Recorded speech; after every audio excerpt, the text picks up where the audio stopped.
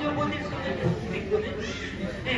সংসারটা আমার জন্য আজ তোমার এই অধঃপতন। ক্ষমা ক্ষমা যদি চাইতেই হয় তাহলে যা ওই ওই আমাদের পর্দার কাছে ক্ষমা চা। পর্দাকে আমার ক্ষমা করবে বাপরে?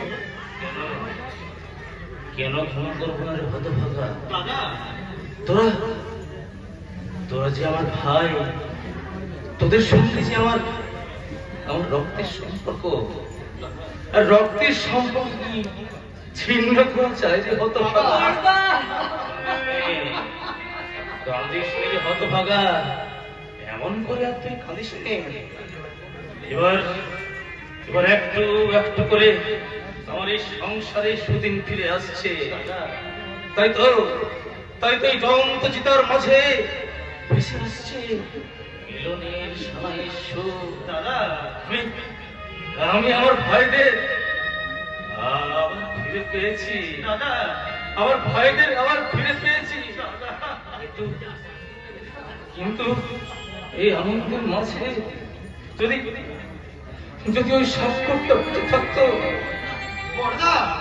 বড় অভিমান করে গেছিল হতভাগা। বলেছিল আমি আমি আমার মায়ের চিকিৎসা করানোর জন্য ভিক্ষে করতে যাচ্ছি। দাদা সেই যে গেল আর ফিরে এলো না। বৌদি বৌদি কেমন আছে বর্দা? ভালো নেই রে, তোর বৌদি ভালো নেই। দাদা অসুখটা যেন দিন দিন বেড়েই চলেছে। দিন রাত শুধু সাক্ষ্য রেখে ডাকে, আর কত কি প্রলাপ বকে। শেখর আমি বোধহয় আর তোর বৌদিকে বাঁচাতে পারবো না রে, বাঁচাতে পারবো না। তুমি এই কথা বলো না বর্দা। আমি এক্ষুনি আমার বৌদিকে হাসপাতাল নিয়ে যাবো।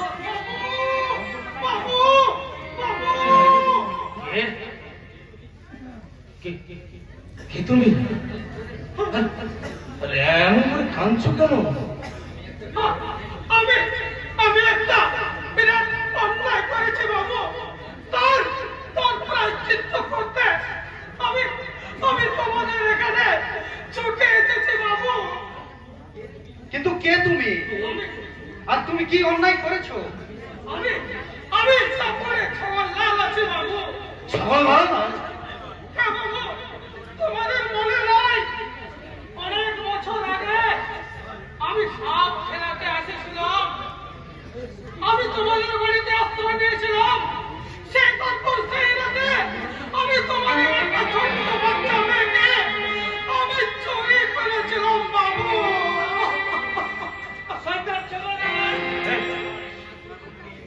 কি বললে? আমাদের একমাত্র বোন মীনাঞ্চলাকে তুমি চুরি করে নিয়ে পালিয়েছিলে? হ্যাঁ বাবু, হ্যাঁ, আমি চুরি করেছিলাম বাবু, আমি চুরি করেছিলাম।